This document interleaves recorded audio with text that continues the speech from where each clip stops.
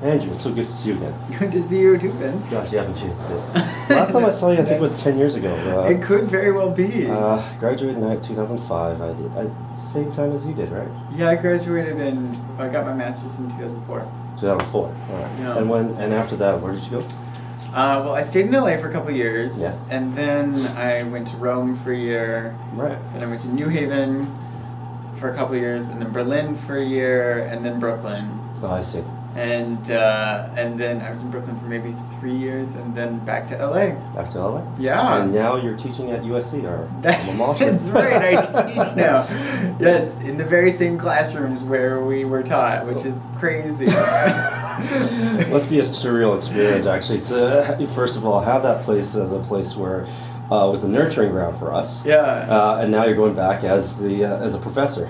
Oh, it's insane. I mean, there's something about it. I don't know if you have this feeling, but I tend to feel like various educational institutions just sort of like cease to exist when I leave. Yeah. They must. And then to go back and just to see that no, in fact, it's kind of the same. Yeah. Except your role is different. I mean, it must be. That's where it just. I mean, I'm just conjecturing. But when you have a memory of the place where you were a student, you just see that as a place where you learn. But now you have a different role. You see it differently. Well, and it's weird being around my old professors, too, because, I mean, I will forever be, like, this, like, insecure 19-year-old around them, because that's who I was. It's like we have that same relationship. I mean, I'm half a life away from that, but, like... but it's still like I see these people and I'm like, ugh. I think I know what you're saying. It's sort of like parents. Even though you're an adult, you could be 30, you could be 40, you're still going to feel like you're their kid kind of a thing. It's totally exactly it. And I will be in these classrooms and I will have a flashback to sitting in that exact classroom and like listening to Stephen Harkey say something, and I'll be like, Stephen Harkey was standing right here and he said this to us, and I was like, whoa, I don't believe that I remember that. And it's like this weird deja vu thing, and then just like the whole idea that I'm like responsible for these young composers. I feel like I don't know anything, and I'm just like, oh, come now. I'm hugely honored to be there, and sure. you know, it's such an amazing place with such an amazing tradition, and I feel very grateful to be a part of that now, and they're very fortunate to have you. I mean, I recall we were both students there. I was doing my doctorate at University of California. You were doing your master's, and that was, I recall, the point where you had decided to become a composer. You had started as a piano performer, a piano major actually. Yeah. And as I do recall, you were also toying with the idea of going into either musicology or architecture. Yeah. But then you well, I shouldn't say fell, but you tried your hand at composing. Yeah. And it just opened so many doors, and it was thanks to USC and the opportunities you were given there. I know. I'm very, very grateful. Composing was something I did a lot when I was younger. Mm-hmm. But I was, as you say, interested in all these different things and all different aspects of music and in architecture. And I quit composing for a while when I was an undergrad and just pursued my piano degree there. Right. And then the comp faculty was very, very nice and supportive and allowed me to. They gave me a spot in the graduate program, even though I hadn't written a lot of music. And, so yes, and I do. I think about Don Crockett a lot, and the way he mentored me toward the end of my undergrad and into my master's degree as being such a positive force, and one of the reasons that I am a composer today. So absolutely. I recall when I was a student there, Stephen Harkey, Don Crockett, they also played a huge role in my development as a composer, and making me think things that I never even thought of, and raise questions that I should be thinking as a composer, especially at that age. I mean, it was 10 years ago. It was a lifetime ago. For a young composer, 10 years, it's an astronomical amount of time. I know. And when I look back, and I'm sure you feel the same way, you're not that person. The music that you've written then is so worlds apart from where you are. I know. And so it's just interesting. Every once in a while, someone will perform a piece that I had written back then, and I'm like, who is this? Who is this composer? I mean, and I guess that feeling only increases as you get older as a composer, that like you have this backlog of pieces that are quite old and reflect these earlier versions of you, and there's part of me that like wants to take them back and take them all back in and be like, no, let's just focus on the current Andrew, because that's where I am right now, and and that's definitely part of it for me. But then I'm like, yeah, okay, if they want to play it, if it means something to them, they should play it. So, but it is interesting to like to track one's own development in that way, and as I'm making my way into middle-aged composer-ness, that is definitely something I get more of a sense of like, yes, I'm on a trajectory, and I can plot where I was and where I am, and maybe perhaps even where I'm going, although that's a big question mark. But there is that sense that my work is starting to accumulate on a path. So do you ever do that? Do you ever like reflect back from where you started? Just track your progression, and does that do you do that to see where you're going? Do you try to look back on your roots, or does that help you move forward in any way, shape, or form? Or do you try sometimes just to block that out and just start from scratch? I do a lot of thinking. As we composers do. Composers, yes, we do in our heads, yes. I get stuck in my head a lot, and yeah, I often think about what are the elements of my musical language, or like what's important to me, or like what is the brew that makes up me and my musical interests, and how that comes out of my music. And I do often come out with a sense of like, oh my gosh, I just want to remake myself and start over and be like, let's just like start from scratch, especially if I write a piece or hear a piece of mine that I don't especially like. Okay, what's going on here? Like what can I do differently? What can I change? And I do think very analytically about like where my voice is. But the strange thing is that even when I go through this long process of like self-evaluation and trying to figure out something new, I almost always end up in basically the same place. And so it's kind of hard when I tell that to people who've like commissioned new pieces. Like, this piece was really hard to write, and I feel like I made all this progress, and then I look at it compared to the last piece, I'm like, oh yeah, I'm just doing the same things that I always do. Oh, yeah? So, but it is important to me to always be exploring new things and to try, at least, even though I think there's definitely a through line, and I can see it from my older works to now, of like the ideas, the ways of thinking about music that are very important to me, that seem to resonate in my work regardless of what materials I'm working with. So and I'm also like, as a composer now who works a lot on commission, and who's like, I have lots and lots of pieces I have to write, and finding that balance between doing the things that I know how to do, doing the things that I know I can do, and doing the things that I don't know, and trying to always sort of expand and push myself. That's a tricky balance, and one that I'm continually kind of in flux on. And like, is this like, how much does this new piece relate to the last piece, and are they connected in a series, or am I starting something new? And is it more or less that I'm doing the same things over and over again, and to what extent is that okay? I mean, I think about some visual artists who like found one thing and then spent their career doing it. Right. I'm going to explore this one little square of territory, and I'm going to, and that's a beautiful way to make work too, because it's like you are so focused. You found the issues and the ideas that are interesting to you, and you keep re-exploring them.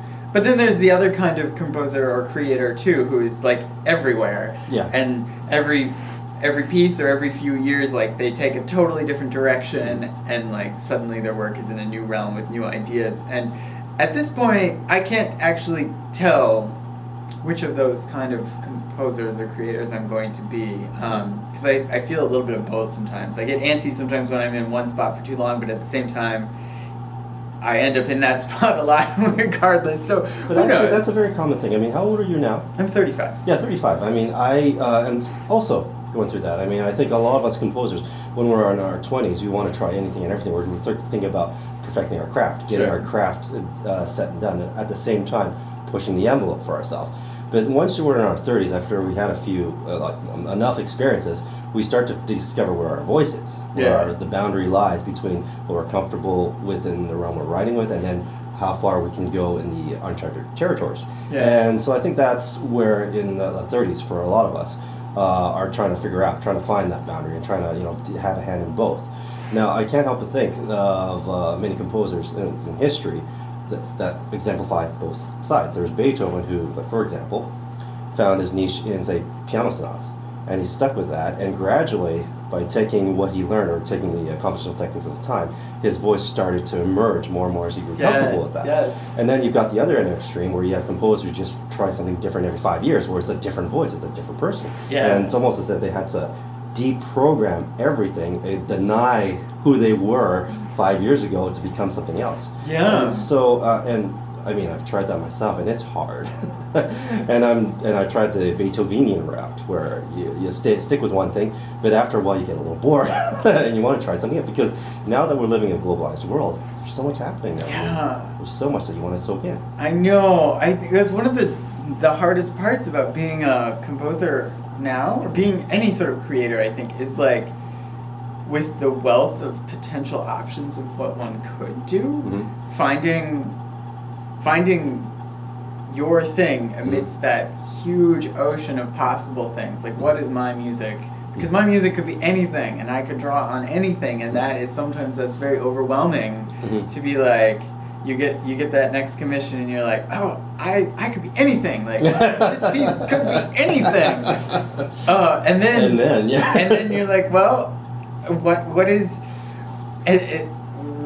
the Andrew thing, or what is the Andrew thing gonna be next? And maybe as I get older, that process will get easier, but sometimes I'm quite overwhelmed at the beginning by just the sheer potential of, like, I could do anything. You see, yeah, I totally understand what you're saying, and I've had a lot of discussions about that particular issue with a lot of composers. The thing about living in this globalized world, now that we have access to all sorts of information from all over the world, from every civilization, not just the Western civilization. We're talking about music from the East, the Pacific, the African. You've got such a huge wealth of possibilities that you can draw from, and it's scary, yet very exciting. Yeah. But you don't know where to start. Yeah. Yeah, and it is one of the interesting things about being a teacher now, and I think it's even a little bit different than when like I was an undergrad 10 or 15 years ago, and that just how connected these kids are to everything. Oh, yeah. And I think it actually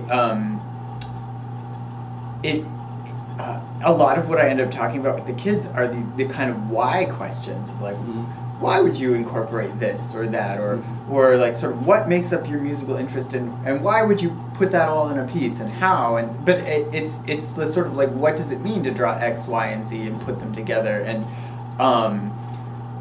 my students don't necessarily come to the table with a sort of idea of what the Western canon of classical music is, or contemporary classical music, and what it means, and, like, being in that discourse. It doesn't mean certainly what it did to previous generations, and that's exciting, but it raises a lot of these big questions of sort of what is our discourse, and why, and what are there boundaries? Should there be boundaries? I don't know, but do you find that that's, like, one of the most relevant questions that's being faced by young composers right now? It's the big why. Oh yeah, absolutely, the big why, and a lot of and maybe it's something about like, very young composers who are just sort of going to college for the first time, or encountering, like, the idea of contemporary classical music. I mean, these are kids who they've been writing for a long time, and are very, like, creative, but have never a lot of them haven't really encountered a lot of the music of that we think of as being in our little field, and how they deal with it. Some of them deal well with it. Some of them are like, oh, that's awesome, and some of them are like, what is this crazy sounding music? And, like, that's not my thing.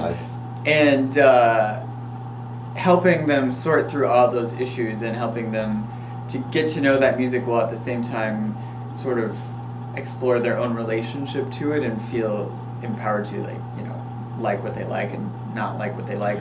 I completely understand, and this raises another issue, actually, which a lot of people, especially professors, face, which is far removed than it was 100 years ago. 100 years ago, you could have music students that come from the same background, same musical influence, same musical training, and so chances are they probably have loved the same kind of music growing up. Now, though, you're getting students from all over the place, from different backgrounds, different influences, who may not even know a Mahler symphony or not know what gamelan music is. Yeah. And so it's trying to somehow find that I guess that niche for each individual, somehow to find what their strengths are. Yeah. It's very tricky. I mean, I love it. I teach one class with 6 composers in it, and the wealth of different experiences and influences in that class is crazy. And the challenge is it's hard to put a box around the field and say these are our values. You just can't. Yeah. I mean, it leads to fascinating conversations because everyone has a different opinion, right. and all those are valid. I think it as a teacher, of course, it's both very different. I feel than how composition was taught in earlier generations. Right. The idea that yes, here is the skill set you need, and here right. is here are the values of the field, and right. here's the core repertoire, and right. Go ahead, you master this, and then add what you will to this thing we call music. Yeah. And it was much more defined, and now it's much, and I love this about it, that I feel like it's more about let's make you aware of all these things that have happened, but it's all about you finding yourself, and right. it's about your own voice and your own creative interest being totally different than everyone else's, right, and right. How can we make you more of you?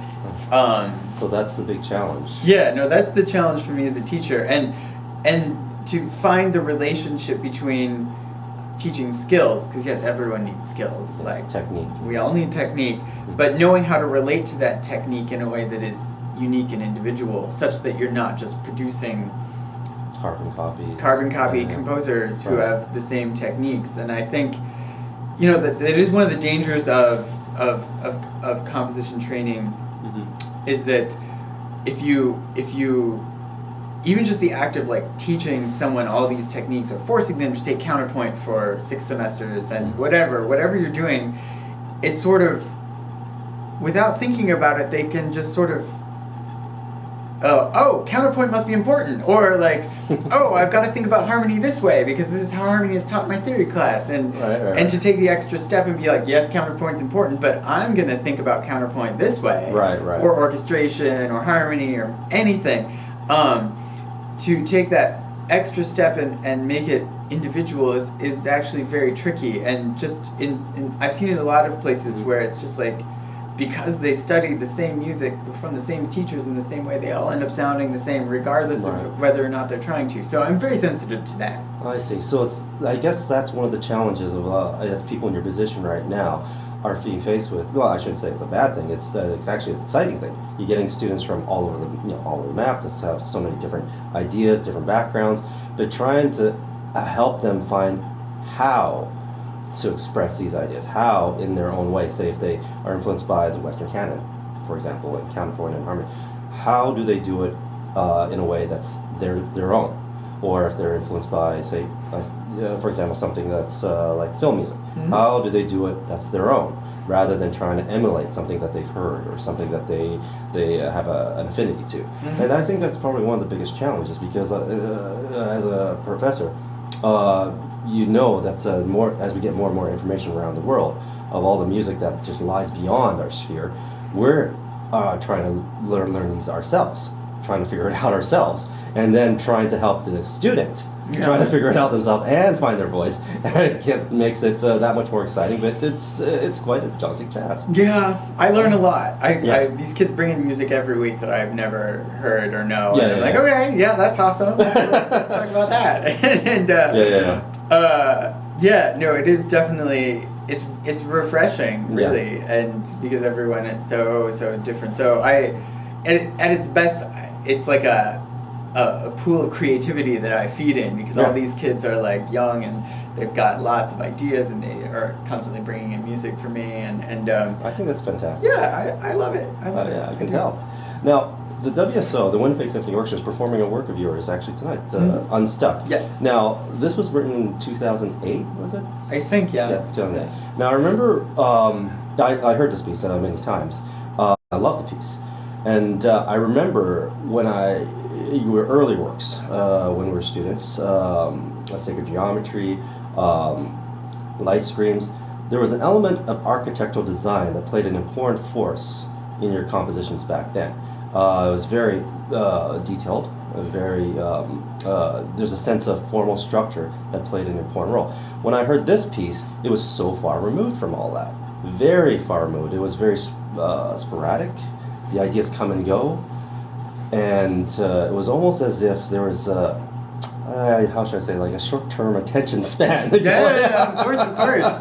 Now I'm just curious, what made you suddenly go to this direction in this piece? Well, I mean, this piece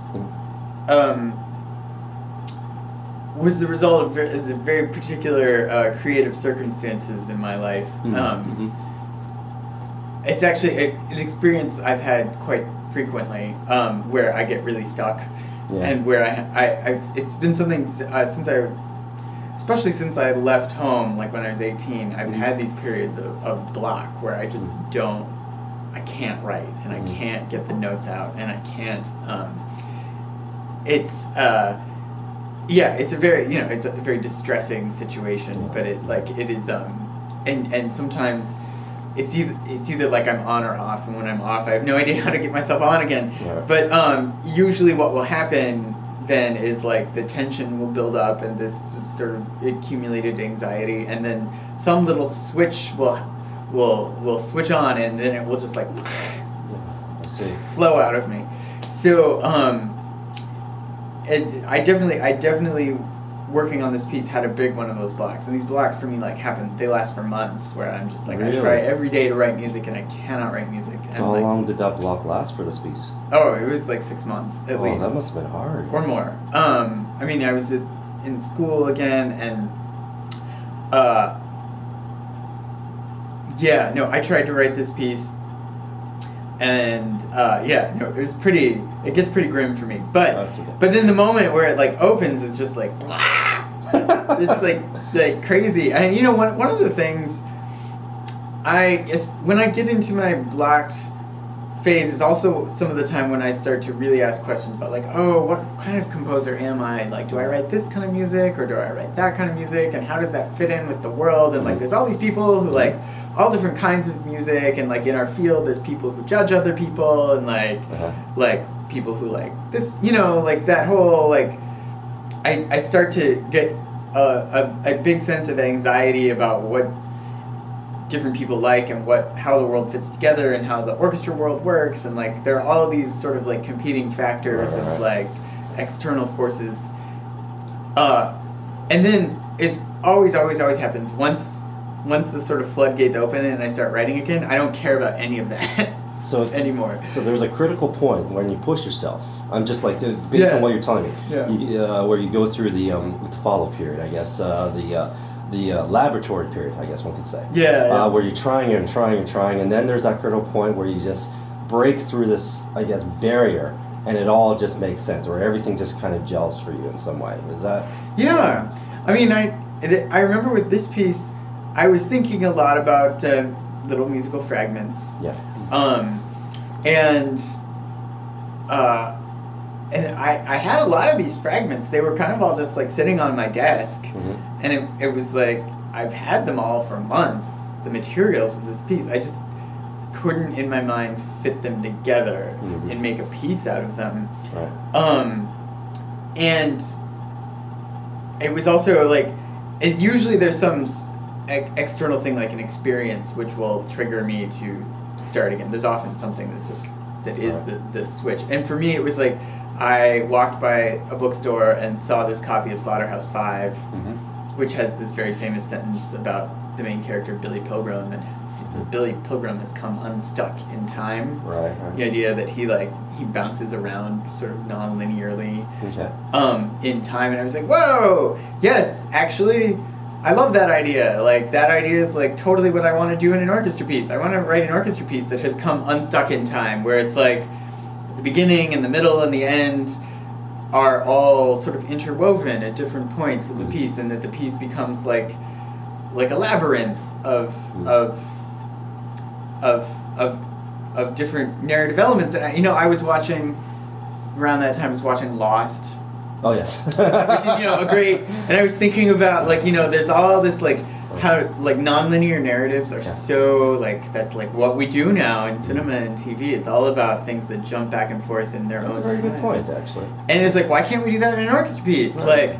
Like scramble an orchestra. And wouldn't it be interesting if, you know, as an orchestra piece is going along, you as the listener might recognize, oh, that doesn't belong here, and then later in the piece you're like, oh, that belonged there, or you know, that sense of like formal. I see a lot about structure, and you know, this is even something that Beethoven does, where like, oh, this thing is wrong right here, and then later in the symphony movement or whatever, you're like, oh, there it is, and it's right, or something. Like you see these things that are sort of misaligned, and then they come into alignment. And I started thinking about all that stuff, and then I got super excited, and then that's sort of where the general idea of this piece came in, is sort of like. Actually, yeah. Sorry. Yes, go ahead. No. Actually, the way you describe it makes me think of the film director Christopher Nolan. Okay. His films, and have you ever seen his early films, Memento, or The Following? Yes. Very much so. Like you see these scenes that don't seem to connect at first, but then later on, it all it comes together, or it makes sense. You start to link together how things go. Actually, you can even see it in his most recent films, from The Dark Knight, the films, and his latest film, Interstellar. Where have you seen the film? I haven't seen Interstellar. Oh, it's a great movie. Where he introduces some scenes that didn't seem to make sense at first, but then he brings it back in the end, where it's like, now we see the connection. There's this formal design there. But during the process of watching it, you just don't see any connection at first. And so just the way you described the process of writing your piece, Unstuck, reminds me of that. And so that's an interesting way of describing it, because as I was listening to this very piece, by the third time I was listening to it, I got the sense of that structure, where, okay, this connects to that, this connects that. And so even though on the surface, not just the surface, the first listening, everything seems sporadic, there is a design that's felt in the long range, on the I guess, a narrative thread, one could say. Yeah. So, yeah, and I guess that was my experience from listening to your work, especially after more listenings. There's something more about your works that you gain from listening to it again. Question about this piece, okay. How has this impacted your creative process since then? I mean, it was quite a change for you. Yeah, well, I mean, it's like something that I got very excited about it, and I think the questions that I started asking with Unstuck are questions that I still am dealing with in my work, and those having to do with like how to place musical ideas in a form such that like there's this idea of juxtaposition, or how to place something so that it doesn't belong where it is but belongs somewhere else. That whole idea of thinking non-linearly, which is actually kind of like how sonata form works in a way, because it's like a composer makes a decision in the exposition, and you know that that's going to have ramifications in the recapitulation. Like, they do X over here, therefore they do Y over there. And like, sometimes you can tell that a composer wants something to happen at the end of a symphonic movement, so they plant it at the beginning. I see. And there's that whole idea of like foreshadowing, or like, right. This is like kind of off here, but watch me deal with it over there. That sense of like, I would even call it causality in a form of like, this is happening because that happened, and that they're separated by time. Right. That was like very interesting for me. Also, something that continues to be interesting to me is the idea of rupture in an idea, or how to cut an idea off such that you know that this idea was meant to continue. It isn't just that the idea ended, but this idea has actually been sliced like like in a movie. That's exactly how I felt when I heard your piece on Stuck. When an idea started to coalesce, just as I was starting to really get it, you change. You take a left turn. It was a unique experience, because I've never felt that in many pieces. I mean, at least not consecutively. Like, there's so many levels. It's like one shot, okay, I'm with you, boom, you switch, boom, you switch, like things like that. But it all comes back in the end. So yeah. I want to keep you on your toes. Well, you really did. There was not a boring moment from listening to Unstuck, which is why I heard it several times. Good. So yeah, you did what you achieved. But at the same time, I got a sense that when you wrote this piece, there was a sense of liberation. Oh yeah. Very much a sense of liberation, and only because I've heard your earlier works before. Your earlier works before Yeah, like I said, there's an architectural design. Every piece of material in the piece, in your composition, is related to the overall structure of the creation of the work. I mean, it's almost as if the kernel or the brick is the foundation of how what's going to happen with the rest of the piece. With this, however, it's almost as if you let that all go. I got the sense. Yeah. I did. I definitely let it go, and I definitely was just like, okay, we're just gonna put it all out there, so to speak. Yeah. I have this when I was writing Unstuck. Even though there was this I wrote in the end. I wrote it very, very quickly because it just happened. I did have this moment because even though the piece is fragmentary, I had this inkling of what I could do in that kind of language and style, where even though it's totally nonlinear, this idea that every fragment might be on its own little journey, right, and that I could maybe someday write a piece where every single fragment of everything fits in some way, if that makes any sense. I think so. Everything has a purpose. Everything has oh, this little fragment is doing this little thing, and over the course of the piece you might hear tiny bits of that fragment, but it's on a defined journey. And I was able to do that with several of the ideas in Unstuck of right. Here's this idea and it's going there, and here's this idea and it's doing that. Right. But not all of them. Some of them ended up being kind of like red herrings, or just yeah. I mean, I couldn't follow through on every single trajectory. Yeah. But that is something that I think and I like about in my subsequent works. I have this new big symphony called Play. Yeah. Which is and it's a lot of it's very similar in style to Unstuck, and a lot of it is based on this idea that every single idea has a trajectory, and some of those trajectories or some of those journeys are very, very short. Like, this idea is only going from here to here, and that's its little thing. And some of them take the entire symphony to unfold, but that as the listener, I'm kind of dipping you into all these different little worlds, right? One after another, and then gradually, and it might be maybe none of this is audible, and maybe it's only to those who listen to it 50 times or look at the score or whatever. But you start to see that there is, in fact, there is an underlying order to all that, and everything is going somewhere. And I love that idea. And someday I'm gonna master this style and do it where every last little thing you hear is headed somewhere. I mean, for me as a listener, and this goes back to Beethoven. I don't know, I talk about Beethoven a lot, but and maybe also for me the idea, some composers are all about sound, as we should be. Yes. We're composers, we deal in sound. But I almost think sometimes that form and structure and narrative and things like this mean almost more to me than sound, because there's to me there's nothing more exciting than when you're listening to a symphony and you have one of these moments where it's aha, this relates to that. You hear it in real time and you're oh, I see what he's doing. This is that theme, but it's turned upside down, and it's played with that instrument instead of that instrument. It's fast instead of slow or whatever. That to me is some of the most engaging sort of moments for me as a listener. And if I can do that for an audience, or if I can at least tempt an audience to believe that that's there, oh my gosh, this is related to that, and this is related to that, and this belongs there, and it's that to me is a very activated listening state. And do you feel that those are the elements, saying these layers of experiences? When you penetrate the first layer, you bring the audience back to wanting to hear more about it, and then they discover some more layers and more layers with each listening. Do you feel that that's one of the elements that makes a strong piece of work? It can be. I mean, it doesn't have to be. I mean, maybe a work can totally exist on one level and be amazing. I mean, but for me, this is what I try to do. Is I want there to be a surface level sort of ups and downs that even on a first listening would be you get something oh, it's exciting, oh, it's soft, oh, it's loud, oh, it's whatever, right. And then there should be, I would love there to be layers. I try to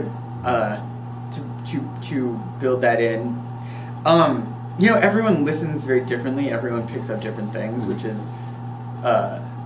in a way, that's part of this whole style of Unstuck, where it's like a little bit of everything, right. And is in a way I mean, this is a slightly different subject, but I am curious about how people hear and position all these things in their minds, and like one thing might grab someone and another thing will grab someone else, and like. And but as a composer, I do try to create this sort of multi-layered experience. I'm also, I would say, like, I'm interested in how juxtaposing different kinds of materials that are like wildly different, how those sort of then like reframe each other. So like in Unstuck, there are moments where it's like the orchestra like burst open with some huge like cinematic moment or something, like here we are, we're in Star Wars or whatever, and then like a second later we'll be in some crazy modernist universe with like scratchy sounds and weird things happening, and like, and I love that those two kind of, and any others, like they cast doubt on each other, or they reframe each other in a very interesting way, and they might serve as a counterpoint. Yeah, and also to just like shock and surprise an audience. It's actually not that hard to shock a symphony orchestra audience, I found out, by just giving them something where they think they're somewhere and then taking them somewhere else. It reminds me of a little compositional game that a teacher once taught me, Alan Bell from Calgary. He called it the game of opposites. You think of an idea, work on that idea, and then leave that for a while and think of something entirely opposite and work on that. And then when you work on that, try to think of something entirely opposite from that. And then if you do that a few times, you have all these incredible ideas that are completely opposite from one another that you can probably play with in terms of form. Yeah. And it just it sounds like that process is in some way falls in line with that kind of a concept. Where you kind of play with the audience. Well, we're going this direction, but then I'm going to switch it. It's now something entirely different, being incredibly opposite. But there's still some relation, the overall relation, the formal structure that's still there. Sure. Because the experience is consistent. The experience of changing it is consistently there. Yes. And that's what makes the piece work. Now I got to tell you, when I first heard this, and I'll be honest with you, I was thinking, Andrew, what is going on in your head? It was not what I expected. It was like, wow, this is completely a different side to you that I've ever heard. It was that's why I said it felt like you're going through a period of liberation. You were just liberating yourself to try this something new, something that's very that's spontaneous. I think the word spontaneous is what I would describe it as, because there was always a spontaneous moment, and it was very different. It was, in fact, a very unique musical experience that I couldn't help but gravitate to, which is why I kept hearing it again. There was all these layers, and so what you were talking about in terms of creating these layers, you successfully achieved, at least for me as a listener. Maybe thank you. And now I'm just curious, how many rewrites did you do? I only ask because I know you are very picky about your pieces. A rewriter. Yeah. I'm a rewriter, yes. I can't even remember, like three or four. Yeah. And it's one of the things about like working with this like in this highly fragmented world, is that it's like when I finally got it down on paper, I started seeing the potentials for more sort of interrelations or interrelationships between these different moments, and it was like, and it's also because it's kind of I call it jump cut music. I mean, it's a lot like John Zorn, right. And a lot like cinematic chase scenes or whatever that are like a sequence of very small takes that are spliced together, and that's the technique of writing this piece. But because of that, like the possibilities for recomposition are kind of endless, because you can be like, well, what does it seem like if I take this 2 seconds of material and just like slice it in over there, like, oh, that's cool, then I could take this one and put it over here. So it was like constantly rearranging a puzzle. And I mean, I could probably rewrite Unstuck. See, that's why I asked how many times you rewrote it, because I'm guessing, as a composer myself, when you have that many possibilities to allow yourself to juxtapose so many ideas, the possibilities of the order are endless. Are absolutely endless. And so trying to commit yourself on the paper, to the order that you've decided upon is a huge undertaking, a huge I guess, a commitment to do, and I just kind of... It's one of the things that's actually kind of rough about orchestra music is that, like, it does go on the page. I mean, I love the notated page. I could talk forever about notation, how amazing it is. But when it comes to the, like, creation and manipulation of musical ideas, writing things down on a page, printing it out, giving it to people, asking them to rehearse it and make it is very labor intensive.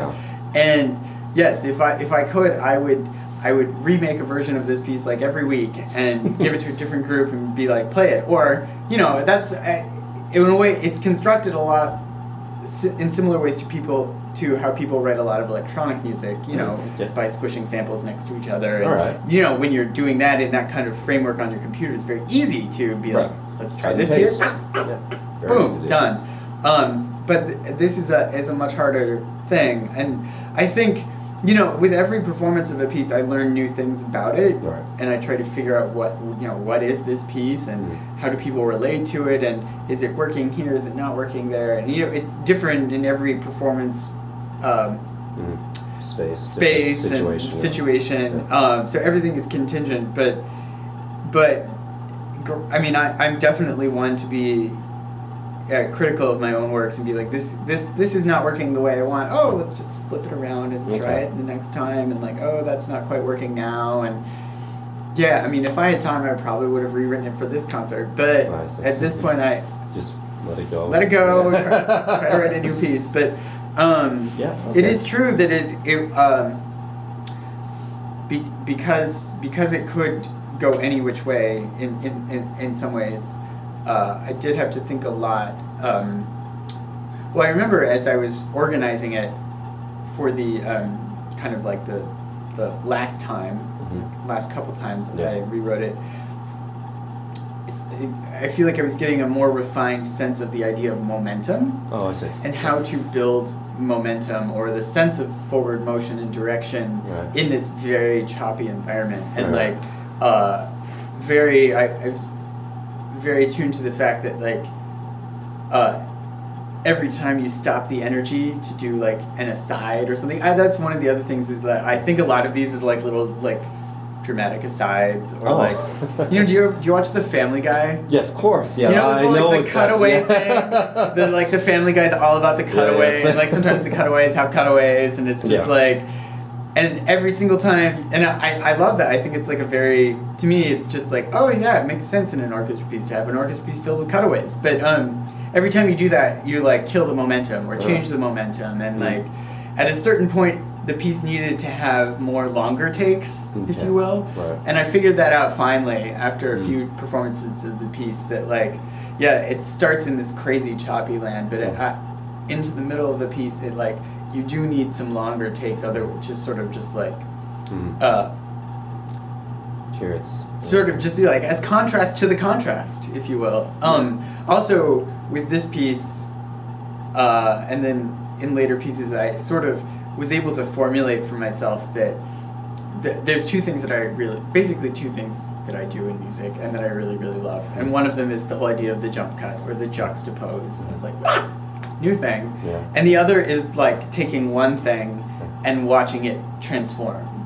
Sort of like the idea of that's like a single take in cinematic terms of just like watch this idea, it's like right in front of you, and like watch as it does its thing and turns into something else or goes from here to there. And there's a couple of those moments in Unstuck where it's like I'm gonna take like 40 bars, whatever, and I'm just gonna take this idea and we're going to run with it for a while. And that, to me, the contrast between jump cut music and transformative music is like, I think I could run for a really long time on those two ideas. No, I completely understand, because that's when I mentioned how there was an architectural design still in play here. That's exactly what I was talking about. For the first initial several minutes, it's all these jump cuts. But after a while, I start to, I get it. But then gradually, at that point, when I start to get, accustomed to it, you start to switch a little. You extend these moments, and we start to sink in them a little bit more. And so it just makes me submerge it into the piece even more so. And only at the right moment, though, because at that point, I was feeling a little too used to the jump cuts after a while. And then gradually the jump cuts started to slow down, and then we set into this one idea for a while, and then we switch to another idea, and they stay a little longer. And so I completely understand what you're saying. It's the momentum that you switch by doing that. Yeah. And is that how you figured it out? I did. I definitely did, and I did think about that as being like, yes, I can't sustain 2-second jump cuts for a 10-minute piece. Right. Like it's just not gonna work. And like what do I need as a listener, and what might an audience need, and there's always ways to improve. I understand. Unstuck, but that was the basic idea. But no, I think it's a fantastic piece, and I'm looking forward to hearing it tonight. Now, on a different topic, there were a couple questions I want to ask you.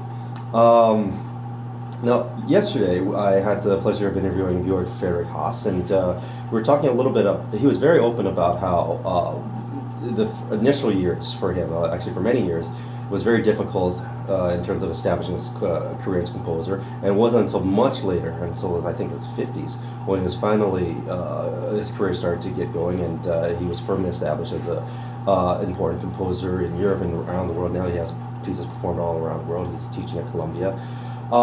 You started to get international recognition very early on. You won the Berlin Prize and your Rome Prize in your 20s.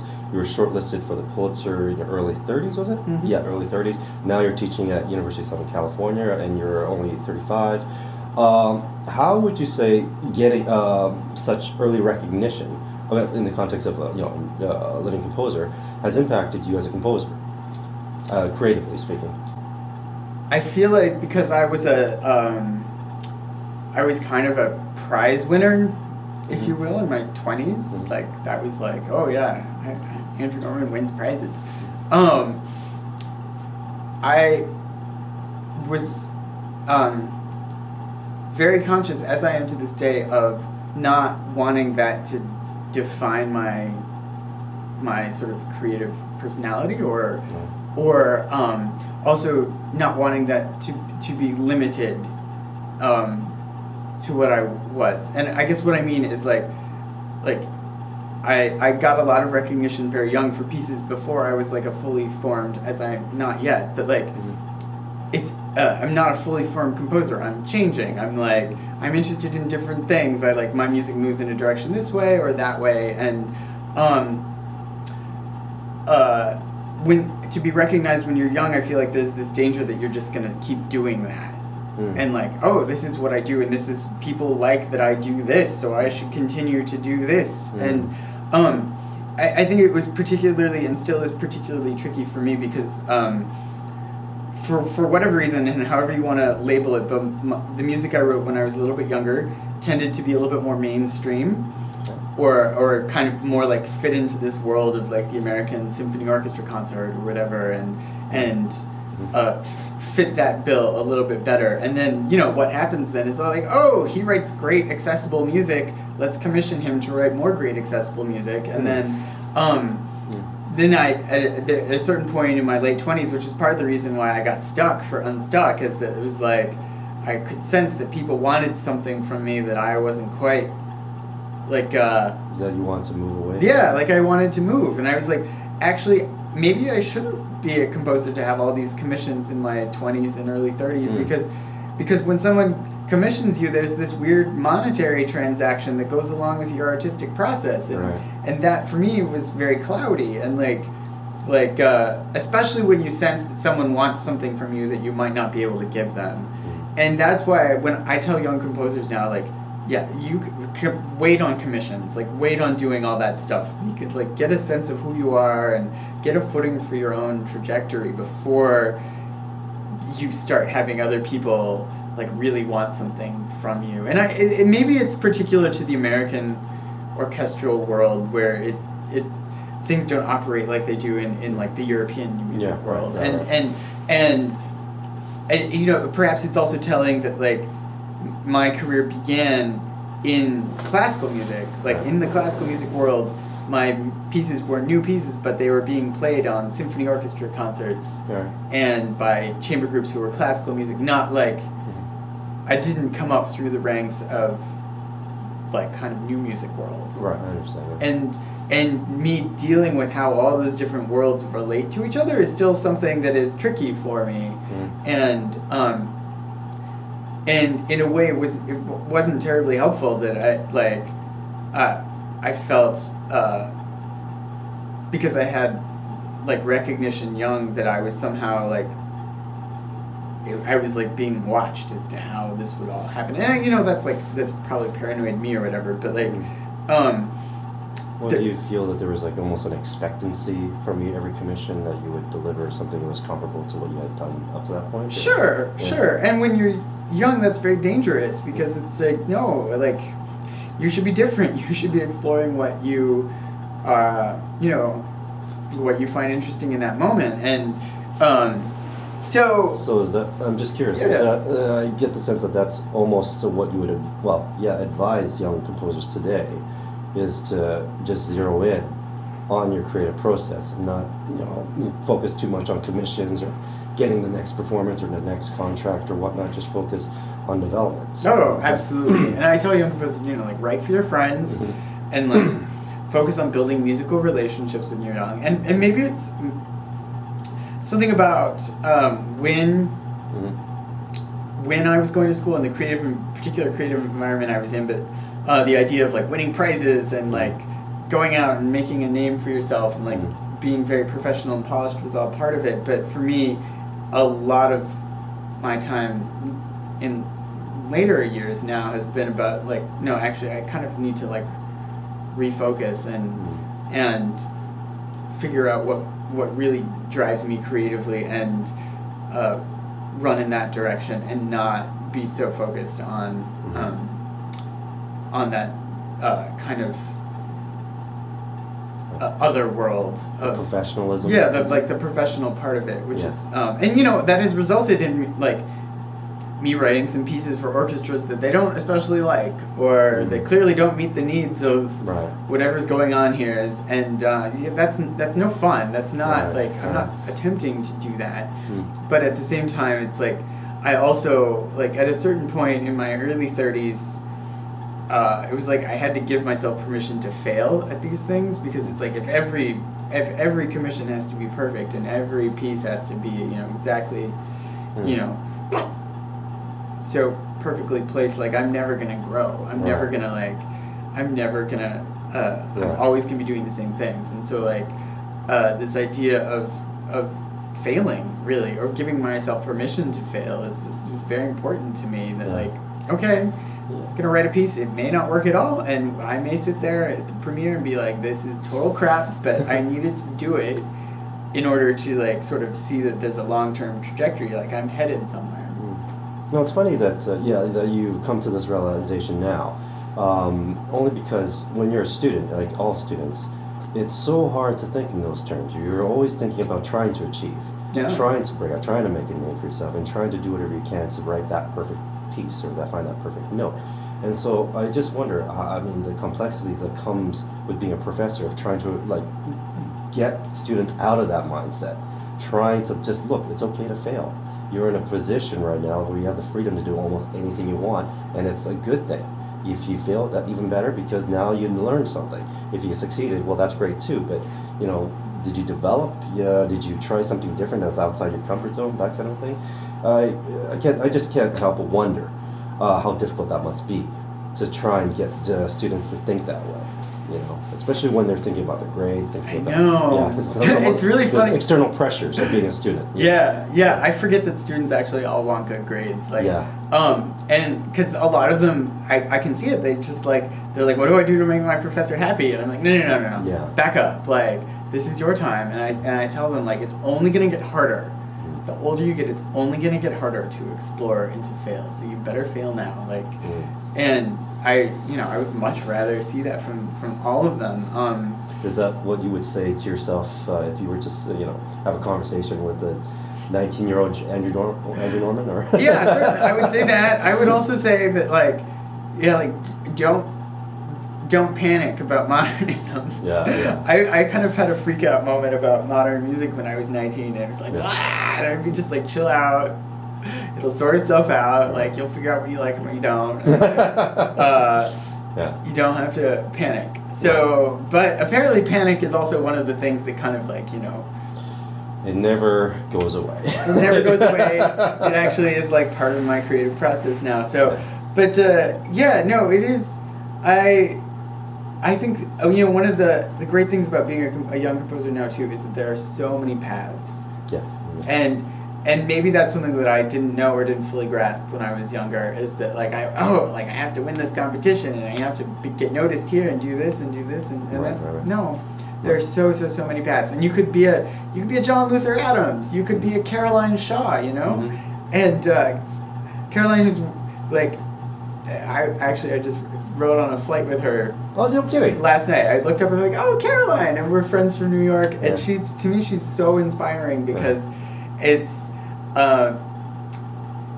like she doesn't have any of that path that like this is the composer path, and yet she made it herself, and she writes music that is so unbelievably personal and good, and it's just like it knocked, when I first heard her piece, it just like knocked me off my whatever, because it was just like, this doesn't sound like anything I've ever heard before, and I love it, and that like she found her own way, and that's like I think the most empowering message about being a composer now is you just find your own way.